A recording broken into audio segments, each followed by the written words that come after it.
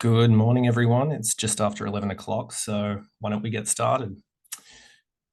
Thank you very much for tuning in.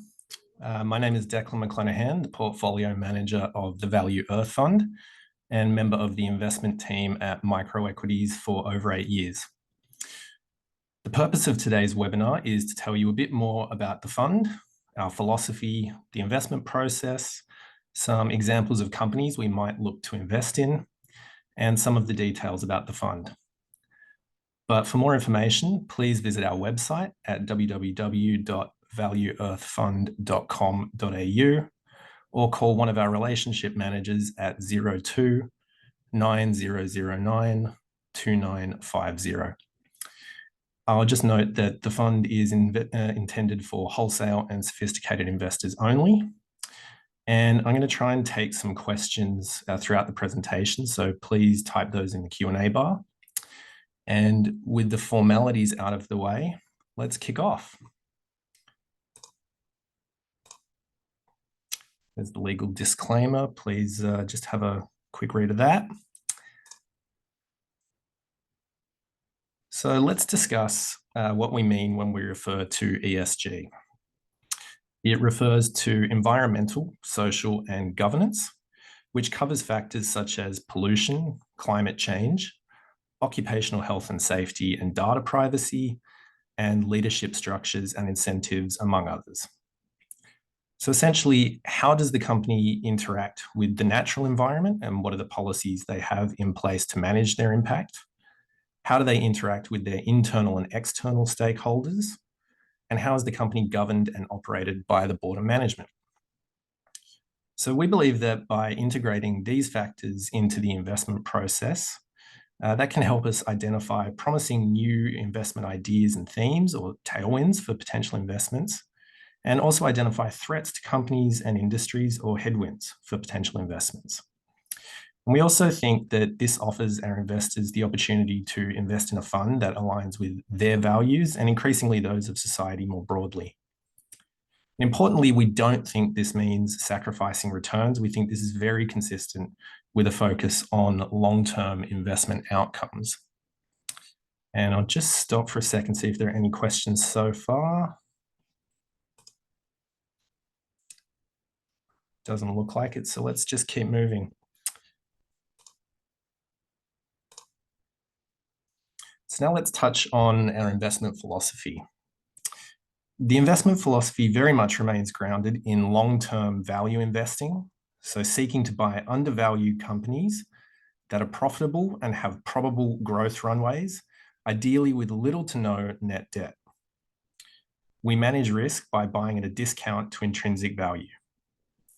And to this, we've added another tool, which is integrating ESG factors into the investment process. Ideally, we'd like our companies to be doing good by contributing positively to the United Nations Sustainable Development Goals, or UN SDGs, or at least doing no harm. So the UN SDGs are a framework intended to help guide various stakeholders in ending poverty, protecting the planet, and ensuring peace and prosperity. And our approach to doing no harm is described further in our responsible investment policy, which is available on our website, and we'll discuss that a little bit more shortly. But very briefly, we won't be investing in companies that produce or distribute, for example, alcohol and tobacco, weapons or armaments, gambling or fossil fuels, among a variety of other activities. And consistent with our investment process, we also won't be investing in mining, oil and gas, biotechs, or real estate investment trusts. And further, as part of our commitment to helping to protect the Earth, we've partnered with the Foundation for National Parks and Wildlife, FNPW, and we'll be donating 5% of our management fees to plant trees and helping to reforest Australian rainforest.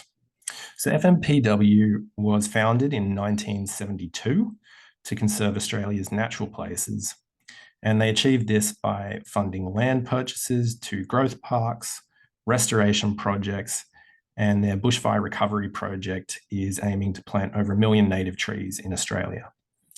So we thought this was a great way to try and make a tangible impact through our investments.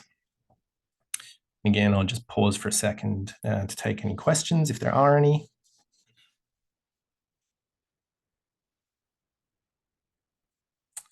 No, okay, let's keep moving. So what is the Value Earth Fund? So the fund is seeking undervalued companies in global markets that meet our ESG criteria, with a history of profitability, little to no net debt, and probable growth pathways. And as discussed, where possible, we want companies that are positively contributing to the United Nations Sustainable Development Goals, but at the minimum do no harm, which is described further in our responsible investment policy. And we think this is very consistent with a desire for superior long-term investment outcomes and also aligns us with client objectives.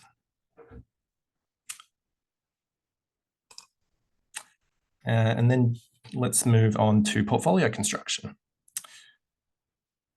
So the fund is looking for companies in developed markets, so primarily North America, continental Europe, the UK, and Australia and New Zealand. We will be able to invest up to 20% of assets in companies with headquarters in Australia. So 80% will be in overseas markets, and up to 45% of the fund can be invested in companies with market capitalizations greater than USD $1 billion or their local equivalent. The fund intends to hold 30 to 40 investments with a maximum position size of up to 20% of the fund's assets.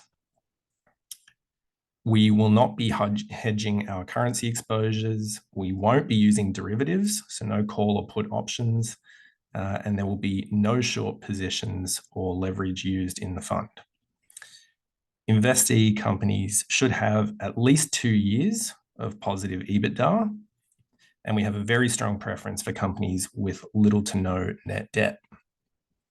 And of course, the investee companies must meet our ESG criteria, and I'll explain that a bit further in the next slide on our investment process.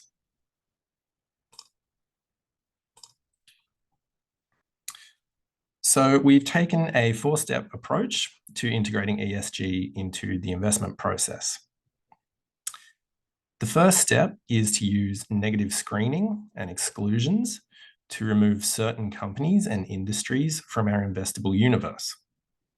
For example, companies that are involved in gambling, such as casinos or manufacturers of gaming machines, or companies involved in the production or distribution of alcohol, such as brewers or liquor retailers, would be immediately removed from consideration at this stage.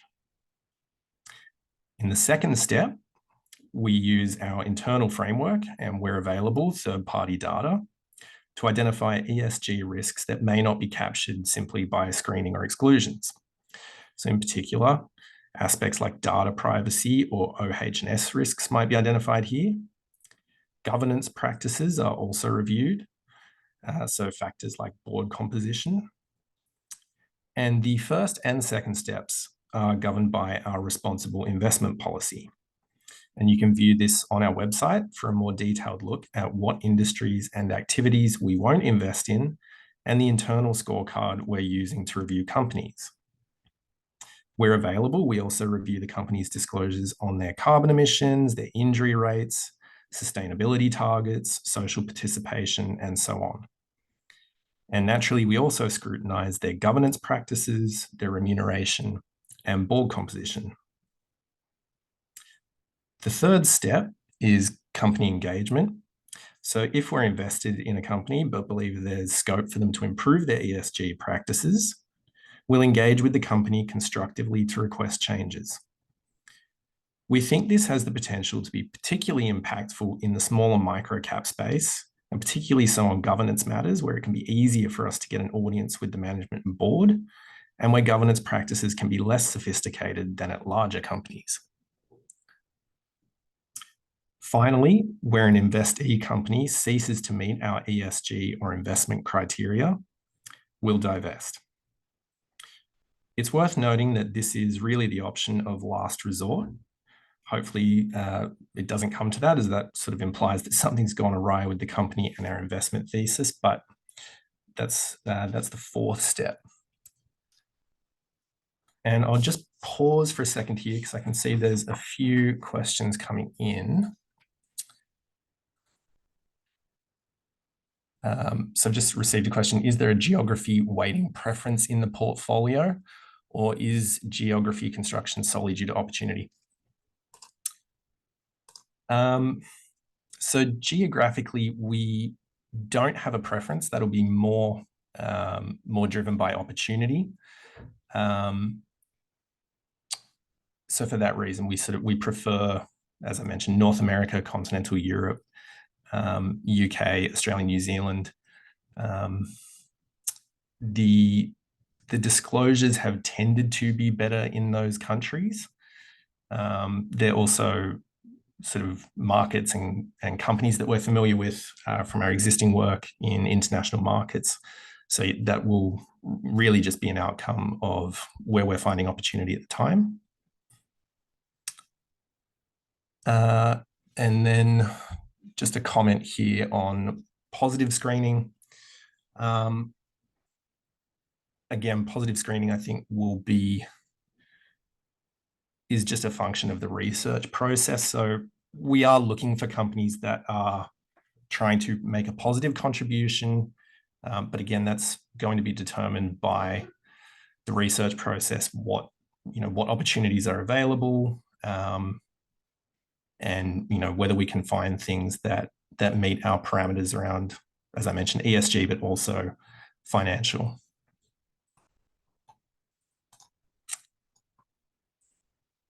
And then there's another question here. Will we divest at a loss if the company failed to meet criteria, and how that would be enacted?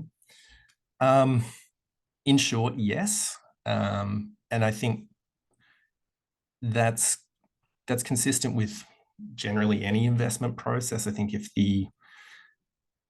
a company is not progressing in line with the investment thesis, then even if that means divesting at a loss, then that's appropriate. And certainly in this case, if a company was no longer meeting our ESG criteria, then yes, that would, consistent with the philosophy of the fund, then yes, we would divest that at a loss if necessary.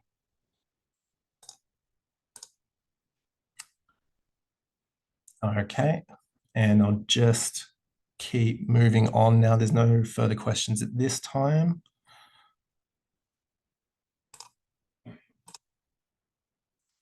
So let's touch on some company examples. So I should note that we won't actually begin accumulating shares in investee companies until July the 1st. So these companies potentially may not end up in the portfolio. But we thought it would be instructive to give you a flavor of some of the kind of companies that we're looking at. So the first example is Tomra. So Tomra is headquartered in Norway, and they create sensor-based solutions for waste management, recycling, and food sorting.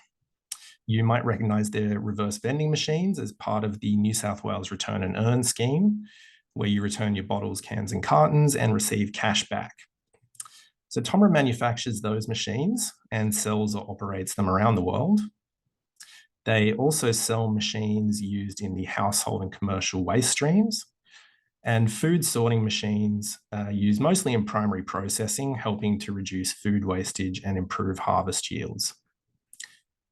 In addition, Tomra has solid governance and has made a clear commitment to putting sustainability at the core of their operations and mission.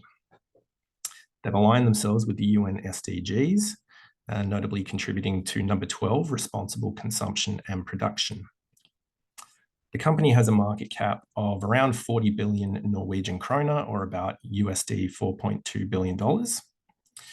And Tomra has grown their revenue by about 72% over the last 5 years, and EBITDA by 109%, have reasonable debt levels, and a solid pathway for future growth. Global regulations are increasingly supportive of deposit recycling schemes, and the company's recycling and sorting machines should continue to play an important role in improving the amount and quality of recycling, which should support healthy growth for years to come.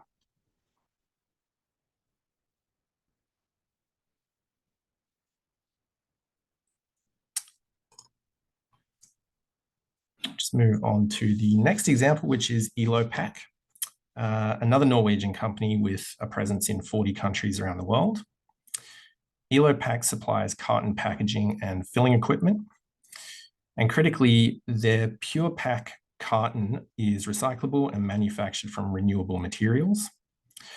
They are displacing plastic packaging, and Elopak believes they're manufactured with materially lower greenhouse gas emissions than other packaging types. And in addition to the packaging, they also sell filling machines, which are used to fill their packaging, mostly with milk or juice products. The company has a market cap of around 9.5 billion Norwegian kroner, or about 870 million US dollars. They've grown their revenue by about 25% and EBITDA by 86% over the last 5 years. And we think the company can continue to gain market share over the coming years in the very large US and Indian markets, and also by taking share from PET bottles in the European markets. Elopak continues to reduce their GHG emissions from their own operations. Their governance practices are good, and their injury rates have declined over time despite the growth in business activity. Elopak has also sought to align itself with the UN SDGs. Again, number 12, responsible consumption and production. And they're displacing alternative container types with their more easily recyclable Pure Pack, and also believe that they emit less carbon in production than other container types.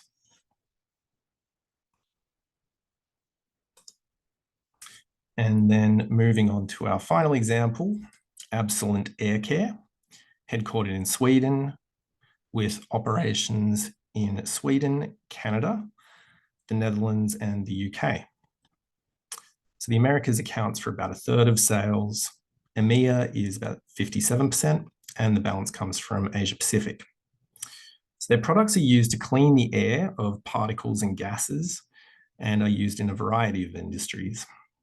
In the industrial segment, Absolent develops, sells, installs, and maintains air filtration units, which capture and recycle harmful airborne particles and gases generated in industrial settings, such as wood processing, food processing, dental labs, and the automotive industry. And customers include the likes of Caterpillar, Rolls-Royce, Scania, and Volvo. In the commercial kitchen segment, Absolent designs, sells, installs, and maintains commercial kitchen ventilation systems such as hoods and filtration technology. And customers there include schools, hospitals, and fast food chains and restaurants such as Burger King, McDonald's, and KFC. The company has a market cap of about 4.3 billion Swedish krona, or about 400 million US dollars. Since 2018, Absolent has grown their revenue by 118% and EBIT by 79%. And we think the company has plenty of opportunities to continue growing through both organic growth and acquisitions. While their products are making a positive contribution to employee work health and safety, the company is also committed to carbon neutrality in their own operations by 2030. Governance practices are good, and they're also seeking to positively contribute to UN SDG number 3, good health and well-being. And I'll just pause for a sec here. So I've got a question on investing in extractive industries. Would we invest in mining and or refinement of metals? No, in short. We don't invest in mining, oil and gas, or biotechs and REITs. So no, it's not just that we won't be investing in fossil fuels or uranium.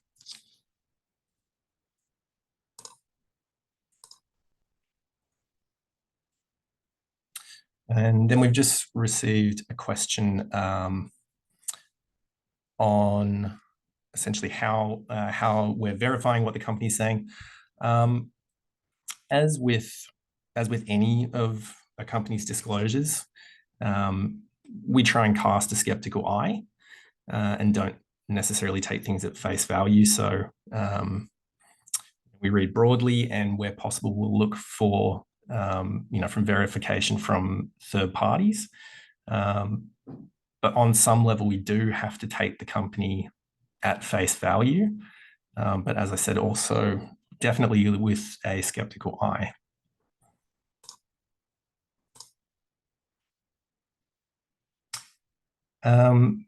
So hopefully that gives you a sense of the kind of companies that we're looking for and why. As I've mentioned, prices and events might change between now and July the 1st. So these companies might not end up in the portfolio, but hopefully that's insightful.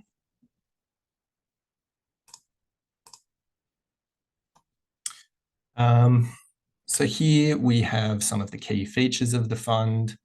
For more information on this, please reach out and request an information memorandum that obviously has a very thorough, has all of the information that you'll require there.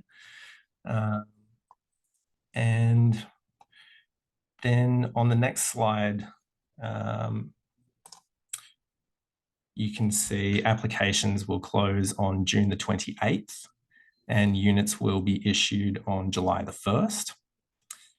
If you're interested, we would encourage you to start your applications early in case we require any further information from you and to ensure a smooth process for you at month end. So the minimum investment is $100,000 with monthly redemptions. We do also have early exit fees for investors who invest in the fund for less than 3 years. But as I said, for more information, please visit the website at www.valueearthfund.com.au or call one of our relationship managers on 02 9009 2950, and they'll be able to send you a copy of the information memorandum, which contains all of the relevant information on the fund.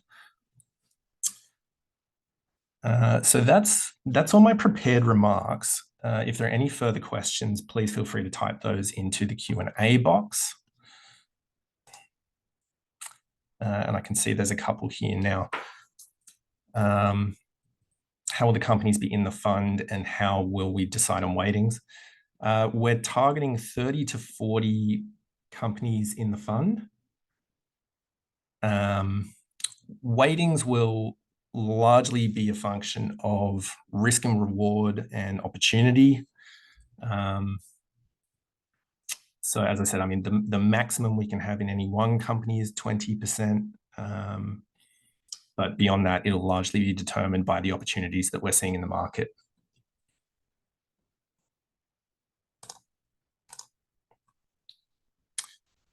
So I've also got a question on the management fee. I said for discussion on any of the fees associated with the fund, I would encourage you to request an information memorandum. But the management fees are 1.8% excluding GST.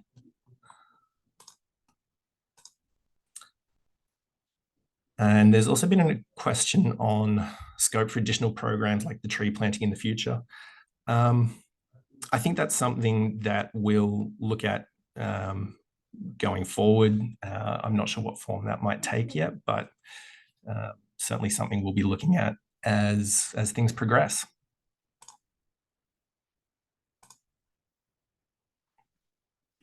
Just received another question on whether any of the companies chosen are already held in the other microequities funds. As I said, the portfolio isn't set yet. We do anticipate there'll be a small amount of overlap, but I don't expect that'll be terribly material.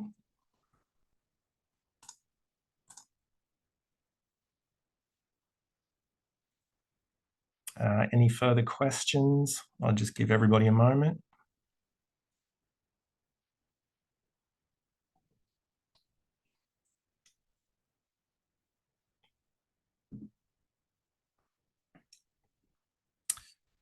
We just received a question on whether we'll be providing updates on the tree planting program.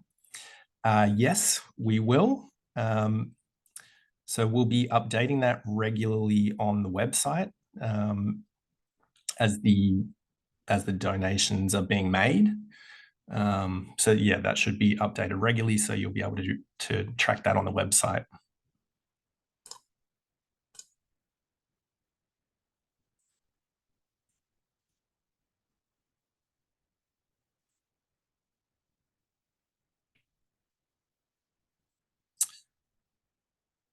Do management have any previous experience in managing funds?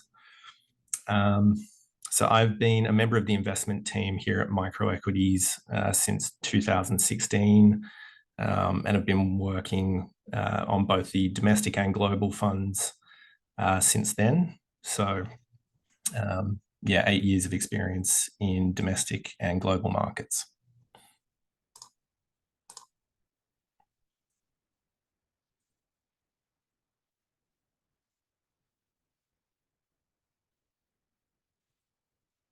Any further questions?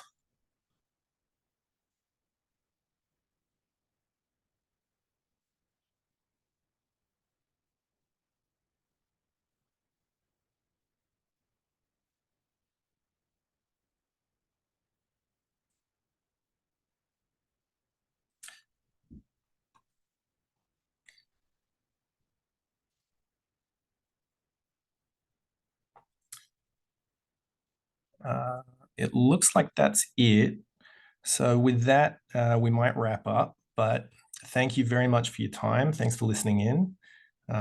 As mentioned, if you do want any more information, please have a look at the website, www.valueearthfund.com.au, or you can call one of our relationship managers on 02 9009 2950.